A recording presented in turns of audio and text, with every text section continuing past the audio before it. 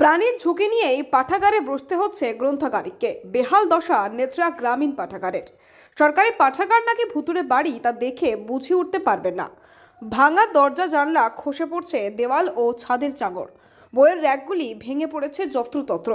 ফাটা ছাদ দিয়ে জল পড়ে নষ্ট হচ্ছে দুষ্প্রাপ্য মূল্যবান বই। ভয়ে ভয়ে পাঠাগারে বসেন গ্রন্থাগারিক। ভুতুড়ে বাড়িতে পরিণত হওয়ায় কমেছে পাঠক। গ্রন্থাগারের নতুন বিল্ডিং করার আবেদন মগরাহাট পশ্চিম বিধানসভার নেত্রা গ্রাম পঞ্চায়েতের নেত্রা গ্রাম্য পাঠাগারের গ্রন্থাগারিকে। সদ্য কাজে যোগ দিয়ে গ্রন্থাগারিক রূপমঞ্জুরি দাস বলেন, 2016 সাল থেকেই গ্রন্থাগারিক নিয়োগ না হওয়ায় পুরোপুরি বন্ধ ছিল নেত্রা গ্রাম্য পাঠাগার। গত 1 মাস আগে যোগ দেন তিনি। প্রথমে পাঠাগারে এসে অবাক হন। গ্রন্থাগার না ভুতুড়ে বাড়ি বুঝে উঠতে পারেননি। তাই প্রথম গ্রামের স্কুলেই বসতেন তিনি। পরে একটি ঘরে চেয়ার টেবিল দিয়ে বসা শুরু করেছে। দরজা জানলা ভাঙা, কোনো বিদ্যুৎ সংযোগ নেই। ফাটা ছাদ দিয়ে জল পড়ে নষ্ট হচ্ছে মূল্যবান বই। পাঠাগারের ভেতরে ভাঙা র্যাক, ধুলোমাখা বই ছড়িয়ে ছিটিয়ে ছিল। এখন গ্রামবাসীদের সহযোগিতায় একটু গুছিয়ে নিয়েছি, তবে বৃষ্টি হলে থাকা যায় না। গত কয়েকদিন বৃষ্টি হয়নি, তাই বসতে পারছে তিনি। এলাকার মানুষজন, এই বইপ্রেমী অনেকেই আসেন বই নিতে। তবে পাঠাগারের এমন বেহাল দশাতেই কমেছে পাঠক সংখ্যা। পাঠাগার মেরামতের অর্থ বরাদ্দ হলেও আগে গ্রন্থাগার না থাকায় সেই টাকা ফেরত চলে যায়। বর্তমানে নেত্রা গ্রাম্য পাঠাগারে বসায় উপযোগী নয়। দ্রুত নতুন বিল্ডিং করে আবেদন করেছে প্রশাসনের কাছে। লাইব্রেরির এখন তো দীর্ঘদিন ধরে ভগ্ন অবস্থায় পড়ে আছে। লাইব্রেরিতে ঢুকতে ভয় পায় লোকে। প্রচুর বইপত্র আছে, সেগুলো সরানোর ব্যবস্থা করা যায়নি। কারণ এত বই, এত ফার্নিচার কোথায় রাখবে, সেই জন্য করা যায়। এতদিন কোনো লাইব্রেরিয়ান ছিল না। গত মাসে লাইব্রেরিয়ান এসছে, একজন দিয়েছে। তিনি এখানে আসতে ভয় পান। কোথায় বসবেন, কোথায় কি করবেন। পাঠকের সংখ্যা একদম কমে গেছে এই অবস্থার জন্য। যার জন্যে এই লাইব্রেরিটা বহু কষ্ট করে তৈরি করা হয়েছিল একটা সময়, দীর্ঘদিন আগে। কিন্তু এই লাইব্রেরিতে প্রচুর পাঠক ছিল, এখন একটাও নেই। সেই জন্য আমরা এই লাইব্রেরিটার পুনরুদ্ধার করতে চাইছি। বিল্ডিং এর কি অবস্থা? বিল্ডিং এর অবস্থা খুবই খারাপ, খুবই খারাপ। খারাপ বললে ভুল। লাইব্রেরি এখন লাইব্রেরির সমস্যা, বিল্ডিংয়ে প্রচুর সমস্যা। আর আমাদের অ্যাকাউন্টটা ক্লোজ হয়ে আছে। আমরা টাকা পয়সা তুলে বিল্ডিংটা একটু যা করে পরিষ্কার টরিষ্কার করবো, এটাই সমস্যা। লাইব্রেরিয়ান দিয়েছেন, কিন্তু আমাদের সাইকেল পর্যন্ত নেই। উনি একলা কী করে বই দেবেন, কী করে কী করবে, সেটাই আমরা সমস্যা। তাছাড়া আমরা চেষ্টা করছি আর ওই লাইব্রেরিটা যাতে নতুন করে করা যায়। আমরা সরকারের কাছে। বিল্ডিংয়ের সমস্যা আছে, একদম পুরো তো বিল্ডিং তো ভেঙে গেছে। একদম অনেক দিনের বিল্ডিং, জল পড়ে 5 বছর 6 বছর নষ্ট হয়ে গেছে।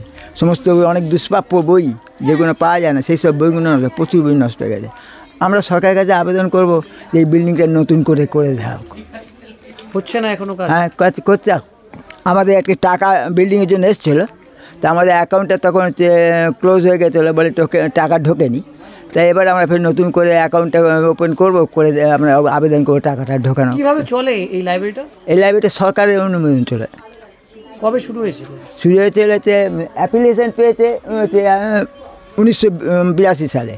আর 1942 সাল থেকে আমাদের লাইব্রেরি চলছে। এলাকার মানুষ আসে সব মানে আমরা সম্প্রতি জানতে পারলাম যে তখন একটা লাইব্রেরিয়ান নিয়ে হয়েছে। এই জন্য আমরা প্রশাসন থেকে, জেলা প্রশাসন, ব্লক প্রশাসন থেকে উদ্যোগ নিয়ে ওখানে নতুন লাইব্রেরির যে কমিটি সেটা গঠন করছি। অলরেডি ওখানে ফান্ড অ্যালট হয়েছে রিনোভেশনের জন্য, এবং কমিটিটা গঠন হলেই ওখানে কাজ শুরু হবে। আর বন্ধদশা থাকবে না।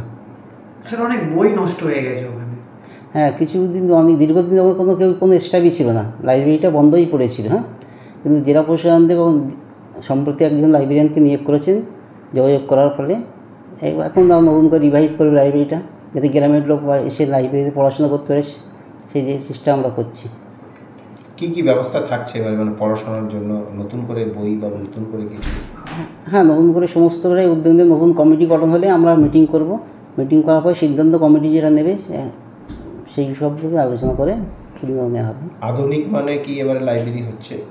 এখন লাইব্রেরি যেহেতু 10 বছর কোনোভাবে লাইব্রেরিয়ান নেওয়া হয়নি, তো সেহেতু লাইব্রেরির ভেতরের যে বইগুলো ছিল সেগুলো সবই প্রায় ভগ্নাবশেষ। আর সেগুলোতে প্রচণ্ডভাবে বা বিশেষ করে এই লাইব্রেরিতে কী হচ্ছে, লাইব্রেরির ওপরের ছাদের কন্ডিশনটা খুব খারাপ। তার জন্য বৃষ্টি হলে, ঝড় বৃষ্টি হলে জল পড়ে। এই জন্য আরোই বিশেষ করে বইগুলো যেগুলো দেওয়ালের দিকে রয়েছে সেগুলো জল পড়ে একেবারেই নষ্ট হয়ে গেছে। আর লাইব্রেরিয়ান যেহেতু ছিল না, ফলে পাঠক যারা তারাও আসতে পারেনি, টোটালি বইয়ের সাথে সংযোগ হয়নি অনেক দিন পাঠকের। আর এই অভ্যাসটা যদি একবার নষ্ট হয়ে যায়, আর তার মধ্যেই ঢুকেছে ফোনের এই অ্যান্ড্রয়েড ফোনের অভ্যাসটা, ফলে বই পড়ার অভ্যাসটা একদমই চলে যাচ্ছিল। এটা তো সরকারি লাইব্রেরি, এটা সরকারি লাইব্রেরি। বই তো প্রায় সব নষ্ট হয়ে গেছে নাকি?